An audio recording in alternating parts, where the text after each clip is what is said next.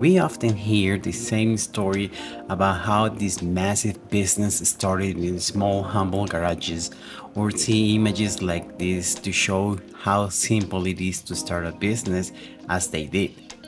But what we never hear is that the garage was the least important thing for their success and how many other things they did before that. My name is Elia Acevedo and I work as a business consultant. Today, we will discuss why Microsoft and Amazon began in a garage is only half of the story. Jeff Bezos and Bill Gates were both well renowned students who had a lot of skills and knowledge. Bezos graduated in 1986 and was offered a great job at Intel, Bell Labs, and Anderson Consulting. When he worked at the new telecommunication company Vitel, he set up a new network for international trade. Eventually, he was made head of development and director of customer service. Later, he worked in banking as a product manager at Bankers Trust from 1988 to 1990. From 1990 to 1994, he worked at DE Shaw & Co., a hedge fund that emphasized mathematical modeling, where he became the fourth senior vice president in his stories. After all this, he left the hedge fund because he wanted to work on his regret minimization framework that helped him avoid regrets. And the framework I found, which made the decision incredibly easy, was what I called, which only a nerd would call, a regret minimization framework. So I wanted to project myself forward to age 80 and say, okay, now I'm looking back on my life. I want to have minimized the number of regrets I have. In 1994, he became interested in starting an internet business, and he later moved to Seattle to start working on his business plan. He started Amazon on July the 5th of 1994 under the name of Cadabra Inc., which he later changed. He did a lot of research to find out what will be the best thing to sell, and he chose books because they were in high demand. And on July 16 of 1995, a year later. Isn't that cool? Now, talking about Bill Gates, he began working with computers when he was 13. At that age, he wrote simple programs in BASIC. Tic-tac-toe was one of them. Bill Gates and Paul Allen met later and became friends because they were both interested in computers. At age 17, he went into business with Paul Allen. Together, they made a Trap of Data, a successful company that tracked traffic patterns in Seattle. Later, in 1973, Bill Gates graduated from Lakeside. On his SAT, he got a score that was almost perfect. After high school, he went to Harvard for a while to study law, but he spent most of his time in the computer lab. While at Harvard, he met Steve Ballmer, now Microsoft CEO.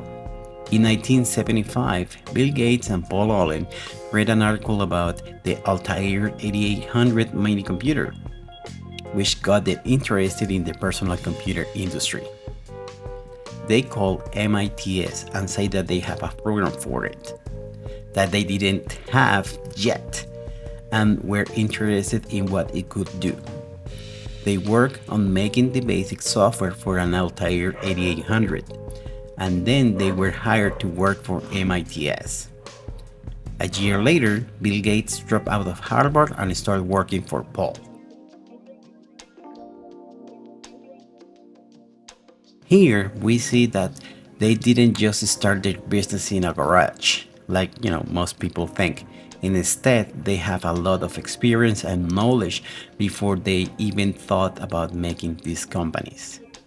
Which it really makes sense because if you have the knowledge, you can jump to any field and eventually success will fall. Bezos was working on Amazon in his garage in 1994, but he had already worked on a lot of big businesses for a long time and gained a lot of valuable experience. He even became the fourth senior vice president of a big Wall Street hedge fund firm. Later, he used the extra $250,000 that his parent put into his business to rent a house in Washington and work in his garage. Well, that is like most of us. When we're gonna start a business, well, the most critical part is how to cover the expenses. And if you have funding and you get a place to stay, well, the critical part is already covered. Gates had worked on computers and BASIC for a long time before he started Microsoft. He worked for companies like MITS, where he learned a lot and had access to technologies that most people didn't have. His mother was also a successful businesswoman who knew the chairman of IBM in that time, John Oppen, and asked him to help Gates' small company. At the time, IBM was looking to outsource help for the computer pretty good search engine. Even though Microsoft and Amazon have become very successful companies, we don't often hear about all the advantages that they had before and after they started. This makes a lot of young entrepreneurs think that it's easy to start a business without realizing all the skills and money that they had before. It also makes some of us feel bad because we think they started from nothing when they didn't. This makes us feel like we are not good enough and stop us from trying. So the key here is leverage connections, friendships, everyone who got close to you, so you can develop your network, validate your idea, and well, if your product requires funding, well, that is like the other way to go. We should try to learn from what they did since they already knew what they wanted to do. It really makes sense because many entrepreneurs, they have like this shiny object syndrome, and once that they start a business, they strive for looking for the brightest start, and they just lose sight of their business. So that is why they knew what they wanted, and they were good before they started the big companies. It wouldn't be easy or have as many advantages as it did for them, but it's still possible to start your own small business or side hustle. If you're interested, you can read about it in my book, Being Broke No More: Overcome the Rat Race and Establish Abundant Living.